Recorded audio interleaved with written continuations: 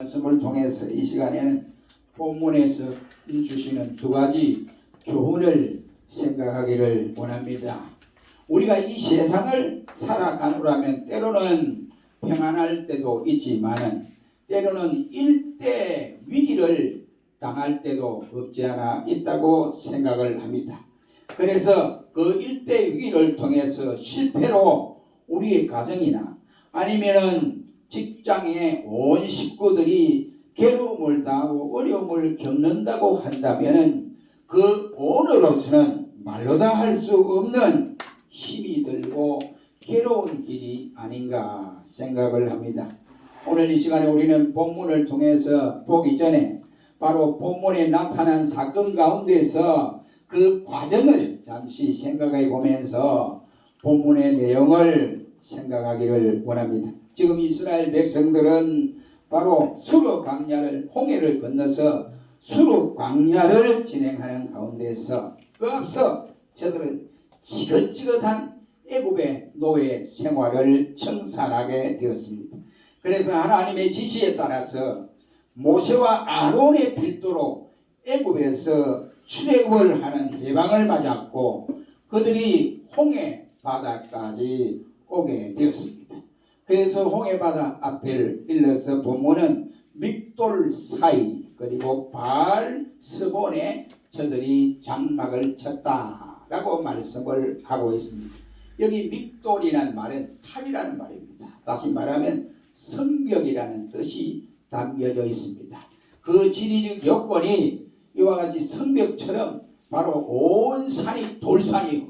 그러니까 앞에는 홍해가 갈아놓여 있고 저들의 양쪽에는 바로 돌산이기 때문에 꼼짝할 수 없는 이런 상황에서 전진밖에는 가능한 것이 없습니다.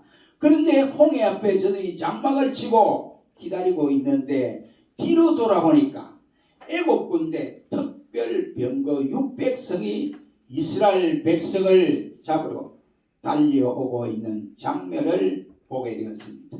그때 이스라엘 백성들이 앞에는 홍해지 뒤에는 애굽의 정병들이 특별 병거들이 저들을 잡기 위해서 달려오고 있지요. 양옆을 보니까 돌산이라 도망갈 수 없는 진퇴양난에 빠지게 되었습니다. 그때 이스라엘 백성들이 가만히 생각해 봅니다. 야, 우리가 왜 이래야 되느냐?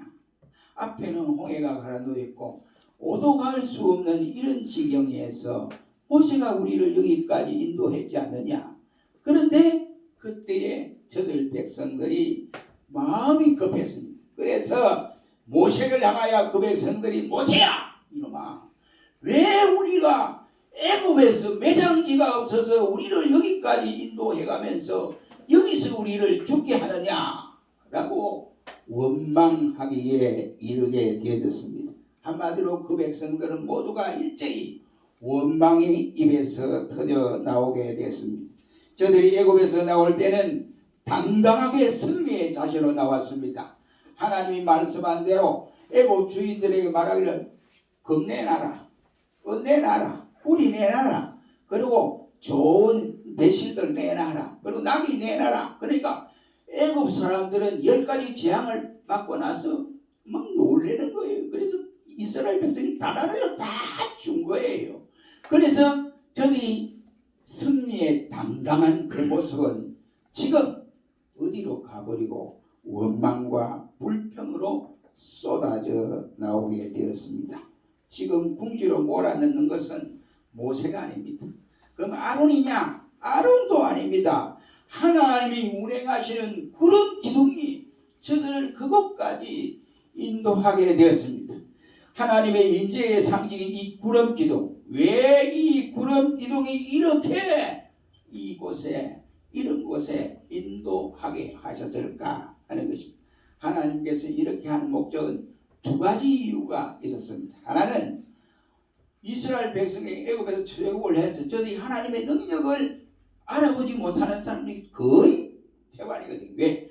애굽에 430년 살았으니까 1세대, 2세대, 3세대까지 지금 있는 겁니다. 그래서 1세대가 죽고 2세대가 또 죽은 경우도 있고 그 다음에 나이가 많은 분은 2세대 살아있을 거고 3세대까지 지금 출애굽을 하는 과정에 있습니다. 그래서 하나님이 하나님의 기적이 어떤 것이냐, 하나님의 이적이 어떤 것이냐, 하나님의 능력이 어떤 것이냐를 홍해를 통해서 하나님이 저들에게 보여주기 위한 것이고, 두 번째는 애굽의 정병들, 특수병거들이요. 요즘 말하면 우리 말하면 특수부대입니다. 애굽의 특수부대를 완전히 홍해바다에 집어넣어서 죽여버리려고 하나님이 하시는 이런 계획이 있었습니다.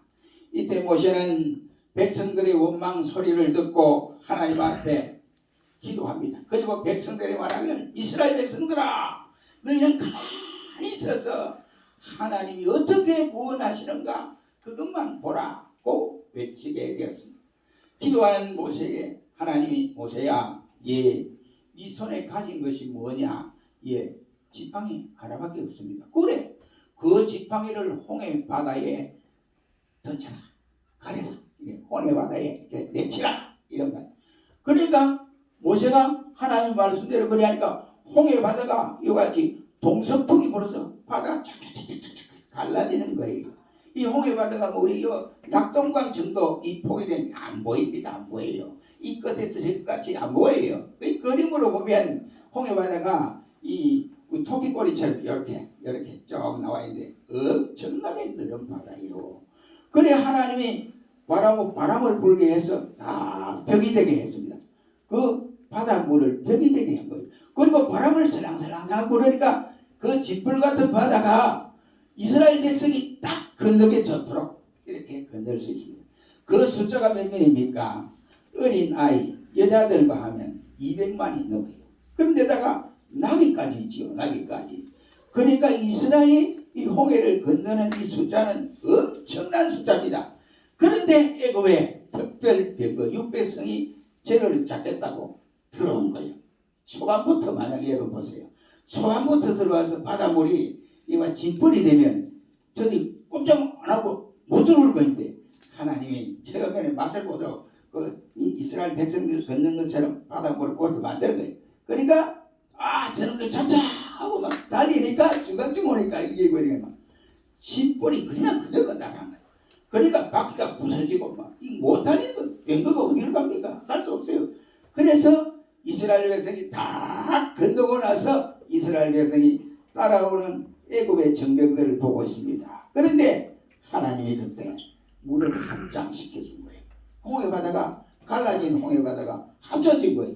그러니까 애굽에 아무리 특별 병거 600성이라 해도 저들은 살 도리가 없어요. 하나님이 이것을 백성들에게 보여주기 위한 거예요. 그러니까 그것을 보고 있는 미디암으로부터 많은 여성들이 소고를 치고 춤을 추고 박수를 치고 하나님께 감사 구원의 찬송을 부르고 야단 났습니다. 그래서 전 백성이 하나님께 찬양과 영광을 돌리게 되어졌습니다. 이 장면을 이스라엘 백성들이 보고 미리암으로부터 모든 백성들이 하나님께 영광을 돌리는 이런 상황을 보게 됩니다. 저들 백성들은 하나님의 능력과 은혜를 체험하게 되었다, 이런 말이 되겠습니다. 저들이 처음으로 체험하는 하나님의 능력이었습니다. 이제부터는 저들 생각이 우리가 광야길을 간다고 해도 약속의 땅 가나안까지는 일사천리고 평안히 갈 것이다, 이렇게 생각을 했습니다. 그런데 홍해를 지나 광야 사흘 길을 가는데 목이 말라서 더 이상 저들이 갈 수 없는 지경에 놓여 있게 됐습니다. 그래서 물을 먹으려도 물이 없으니까 마실 수가 있지요? 없죠. 그리고 광야길에서는 더 물과는 너무나 이와 같이 필수 조건인데 물을 먹을 수 없으니 목이 타고 막 어헉거립니다. 그런데 사흘 길을 가다 보니까 이 물을 발견했어요. 수원지를 발견했는데 백성들이 얼마나 좋아하겠습니까? 그래서 엄청 달려가서 먼저 가는 사람은 안에 들어가 막 마신 거예요. 마셨는데 울컥 마시고 나서는 탈이 났습니다. 막 토해내기 시작해요. 밖으로 튀어나오고 야단도 없어집니다.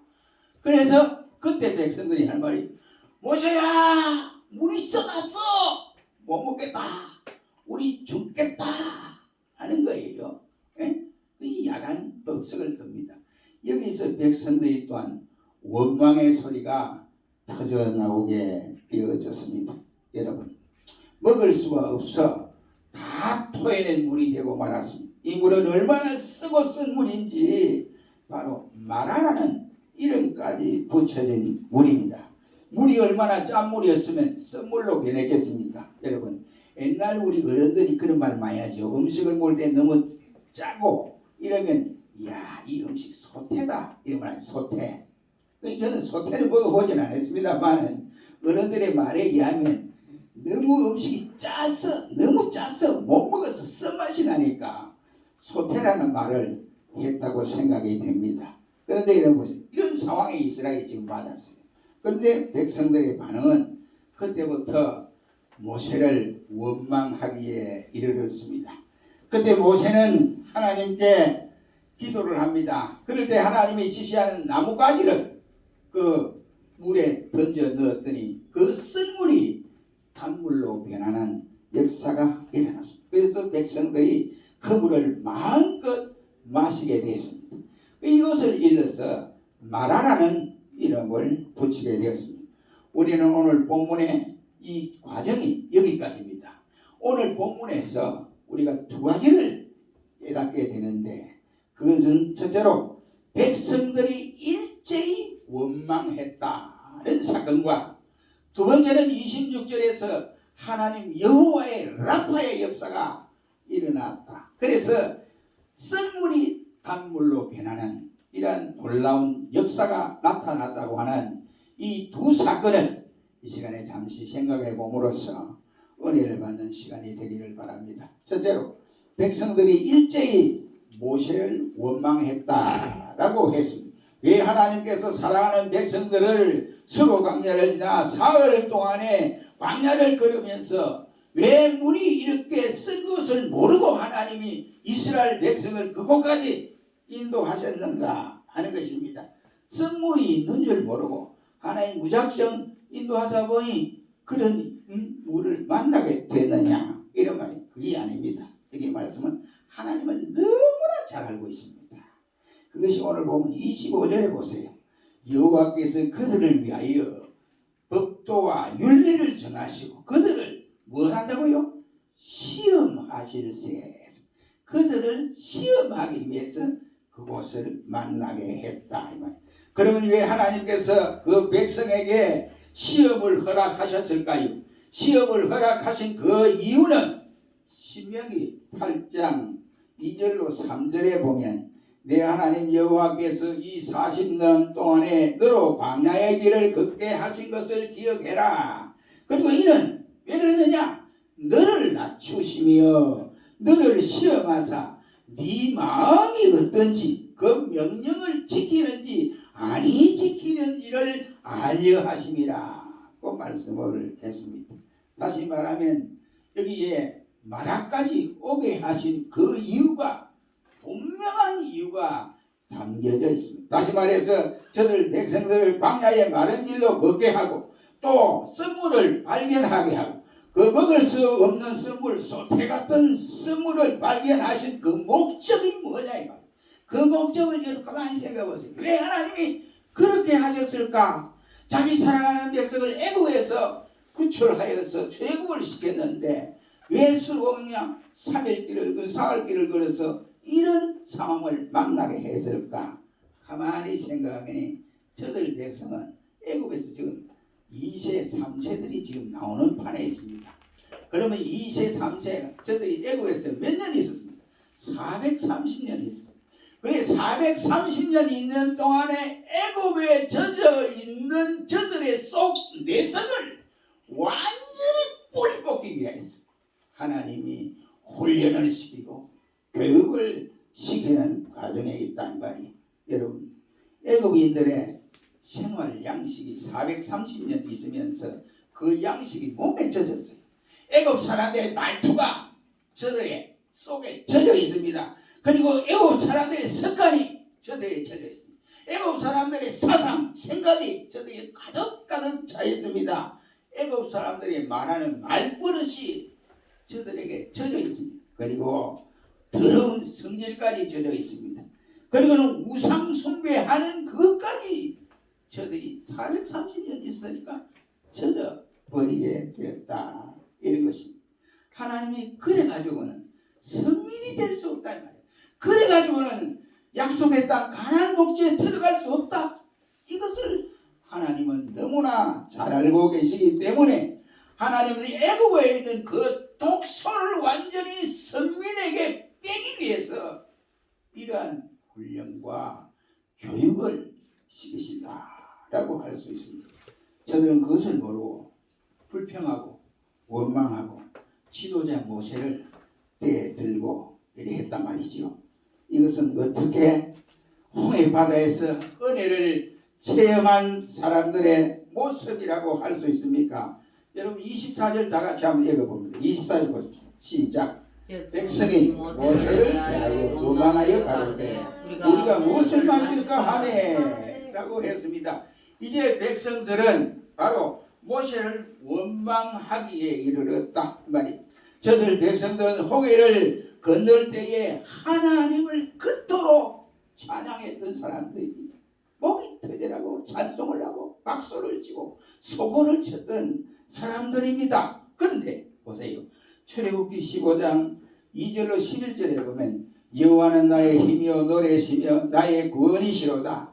그는 나의 하나님이시니 내가 그를 찬송할 것이요 내 하나님 내 아버지 하나님이시니 내가 그를 높이리로라. 여호와여 신 중에 누가 이러한 신이 있으며 찬송할 만한 위엄이 있으며 기이한 일을 행하는 자 대간절 어디 있습니까? 누구니까? 라고 이렇게 저들이 소리를 쳤습니다.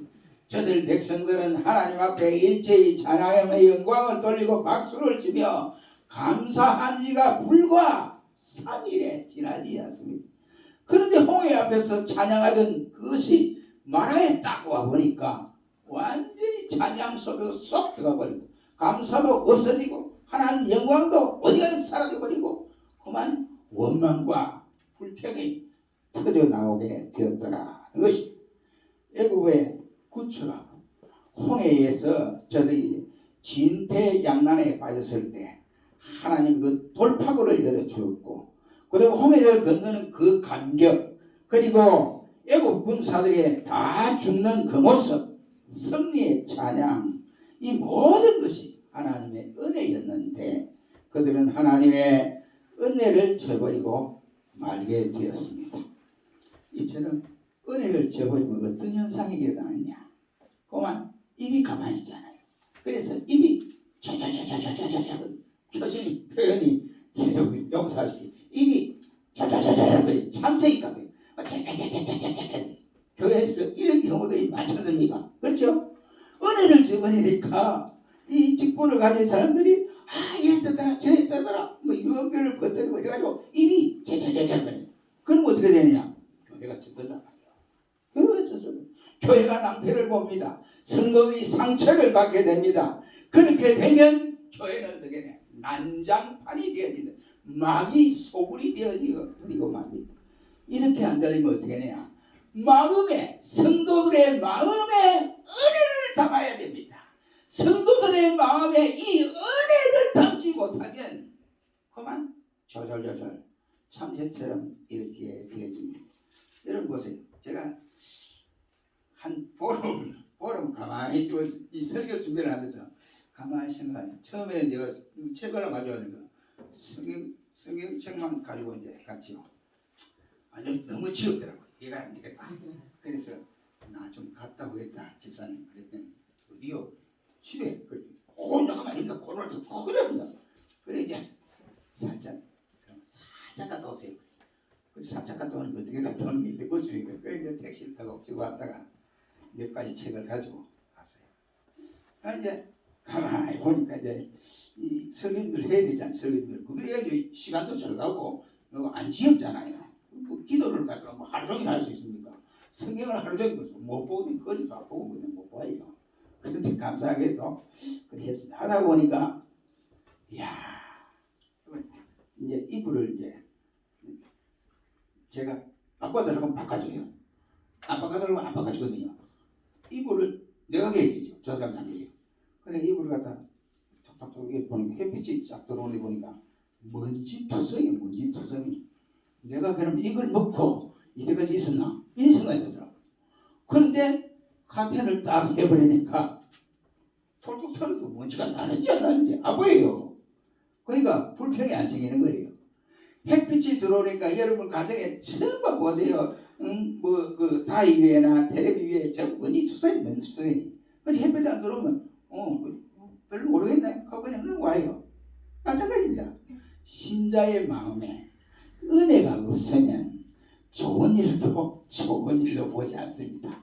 왜 불평하는 거예요? 먼지가 뭐 이래, 왜 천수가 했는데 왜 이래 이랬다고요. 예? 그러니까 신자의 마음에 뭐가 필요하냐? 은혜를 담아야 합니다. 이 설명은 똑같은 소리예요.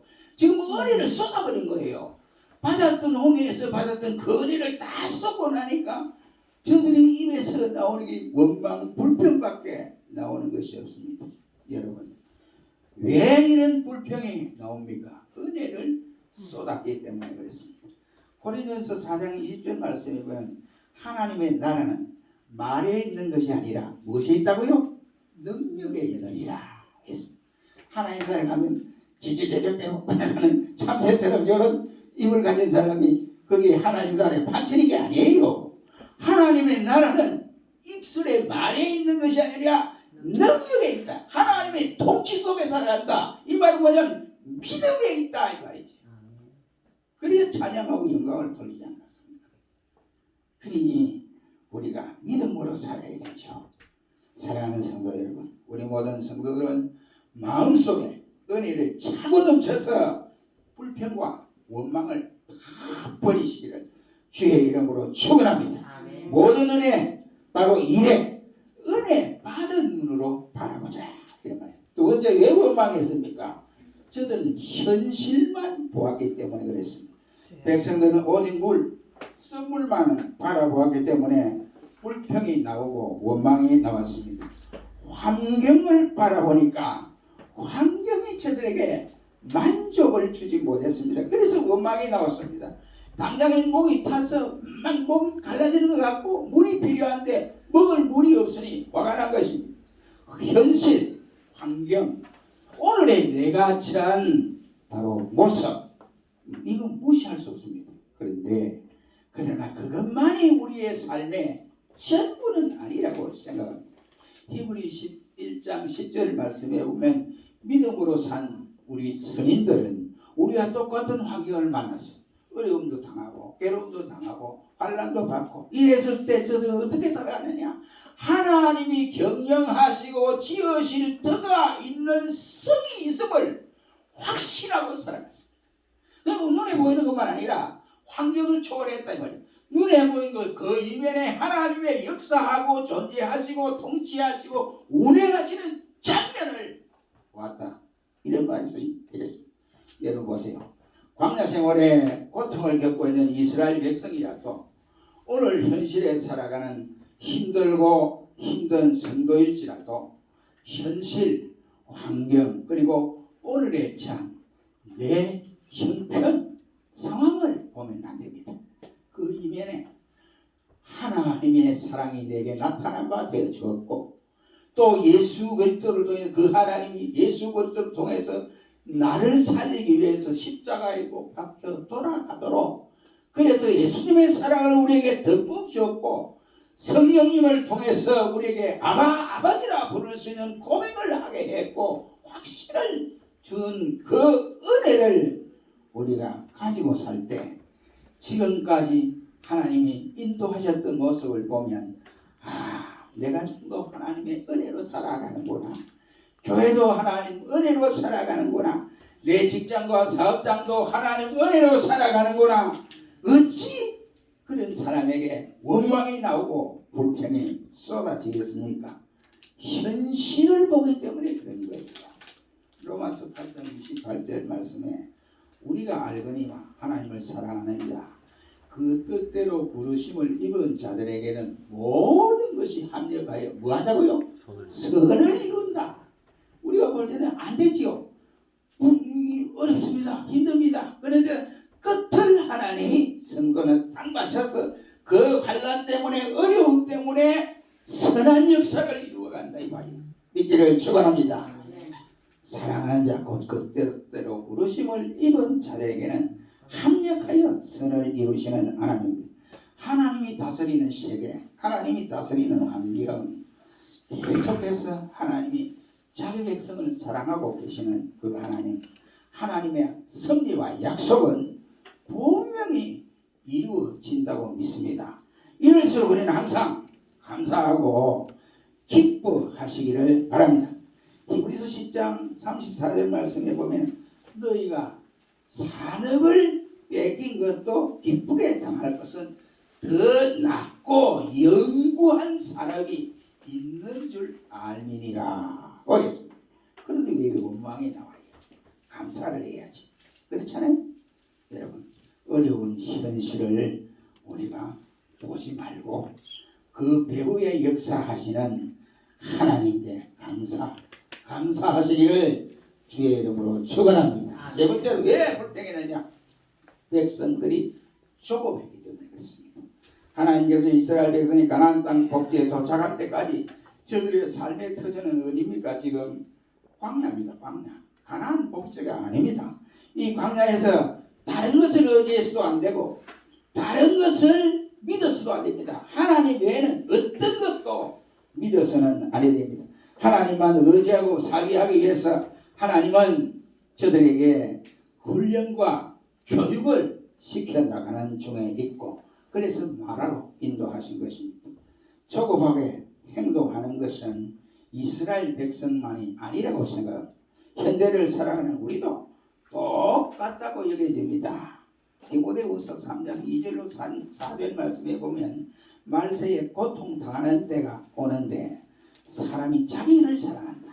그리고는 돈을 사랑하고 자긍하고 그리고 교만하여 또 회방하고 부모를 거역하고 감사하지 아니하고 그리고는 뭐 하느냐? 조급하고 절제하지 못하고 그리고는 배반한다. 자기 이익을 배반하는 거예요. 그 사랑하는 사람은 배반하고 다 배반하게 배반하고 그리고 어떻게 하느냐?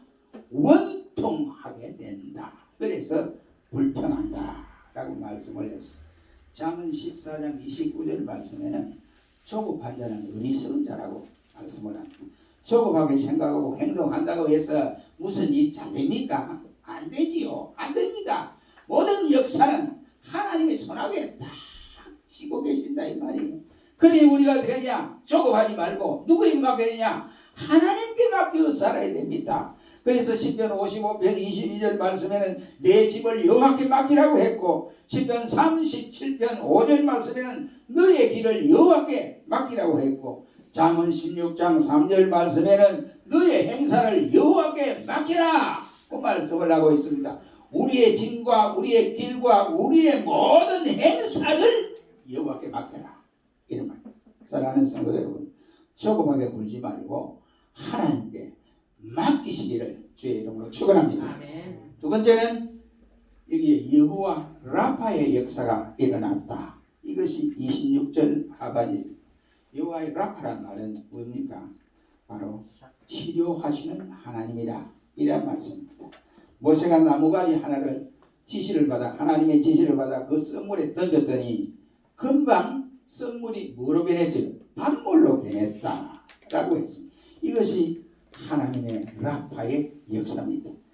이 물은 마실 수 없는 물이 이제는 마실 수 있는 물로 변하여 이스라엘 백성들이 마음껏 물을 마시게 됐습니다. 이것이 라파의 역사입니다. 예수님의 말씀은 천지 한마디로 천지를 다 지었습니다. 그렇다면 주님의 능력은 무한한 능력을 가지고 있습니다. 못하실 것이 하나도 없습니다. 그래서 중풍병자도 고치시고 또한 천병인 바로 문둥병자도 고치시고 12년 동안 세상에서 의사들한테 고통을 받았던 여인이 예수님께 와서 혈루증 깨끗이 해결함을 받았습니다. 고쳤습니다. 그 외에도 주님의 라파의 역사는 이루 말할 수 없이 많습니다. 그렇다면 예수님의 라파의 역사를 체험하고 싶지는 않습니까? 병든 것이 대관절 뭡니까? 내 가슴을 응어러지게 한 것이 무엇입니까? 나에게 눈물을 흘리게 하는 나의 괴로운 것이 뭐냐 이 말이에요. 그러니 우리가 세상 방법으로 고치려고 하기 이전에 주님의 라파의 역사가 우리에게 나타나야 합니다. 내 가정도, 내 자신의 모든 일들도, 직장도, 사업장도, 자식들도 모두 다 맡기시고 내가 당하는 모든 아픔과 실행과 고난의 시험을 영적으로 나를 치료하시는 기회로 믿고 감사함으로 받아서 이 어려운 시대에 우리 모두가 신앙의 영웅들이 되시기를 주의 이름으로 축원합니다. 기도하겠습니다.